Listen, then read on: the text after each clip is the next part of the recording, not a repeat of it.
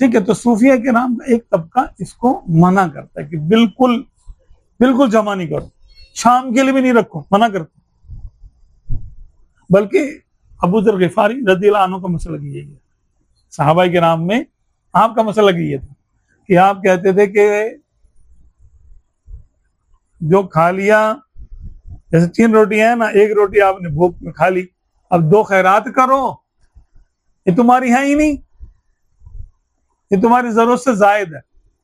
ان کا مسئلہ یہ تھا کہ یہ خیرات کرنا واجب ہے۔ ہاں جی، ابو ذر غفاری رضی اللہ تعالیٰ عنہ، اور آپ صلی اللہ علیہ وسلم بڑی تعریف ان کی فرماتے تھے۔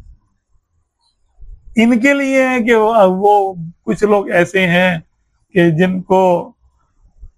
جن کے بکھرے بال ہیں، جن کے جسم نحیف و نزار ہے، کپڑے ان کے ایسے سے ہیں، سادہ ہے، اور اگر وہ حاضر ہوں تو کوئی اہمیت نہیں ہے ان کی، غائب ہو تو بلایا نہ جائے، اور حاضر ہو تو ان کی حاضری کو کوئی محسوس ہی نہ کرے، ہاں گویا کہ۔ لیکن اللہ کے ان کا یہ مقام ہے کہ اگر وہ قسم کھا لیں اللہ پر، یا اللہ تجھے قسم ہے آج بارش کر دے، تو اللہ ان کی قسم پوری کر دے۔ یہ اس کے اولین ارکان جیسے ہیں ابو ذر غفاری رضی اللہ تعالیٰ عنہ، کہ ان کا معاملہ یہ تھا کہ جب اللہ دے نا تو تم روک کیوں رہے ہو؟ تم کو روکنا حرام ہے، حرام قرار دے۔ ان کا مسئلہ یہ تھا۔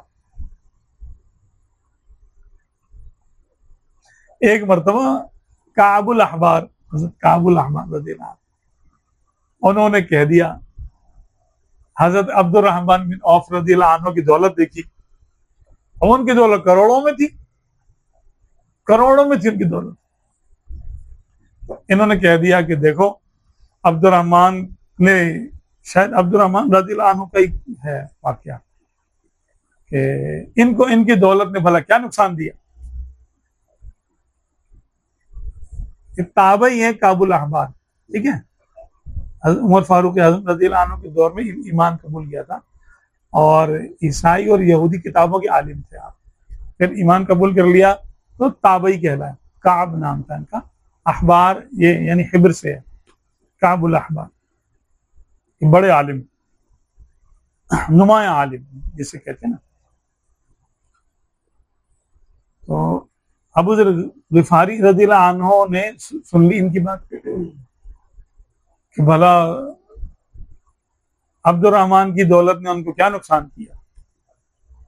اونٹ کی ہڈی اٹھائی، اونٹ کی ران کی جو ہڈی ہوتی ہے کتنی سخت ہوتی ہے، وہ کہتے ہیں لوہے سے بھی کو توڑو تو مشکل ہو جاتی ہے، اور ان کے پیچھے مارنے کے لیے دوڑے، تابعی کے پیچھے، وہ کسی صحابی کے پیچھے جا کے چھپ گئے، مجھے اس سے جو میری جان بچاؤ، یہ تو مجھے مار دے گا بندہ۔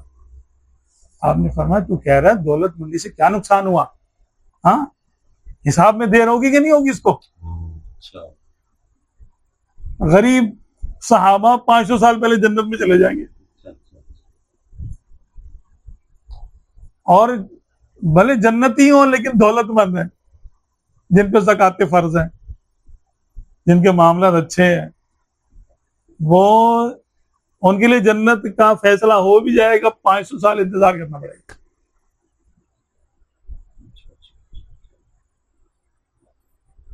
آپ صلی اللہ علیہ وسلم فرمایا کرتے تھے ابو بکر جنت میں، عمر جنت میں، عثمان جنت میں، علی جنت میں، سعد جنت میں، سعید جنت میں، طلحہ جنت میں، زبیر جنت میں، عبد الرحمن بن عوف اس کا کیا بنے گا؟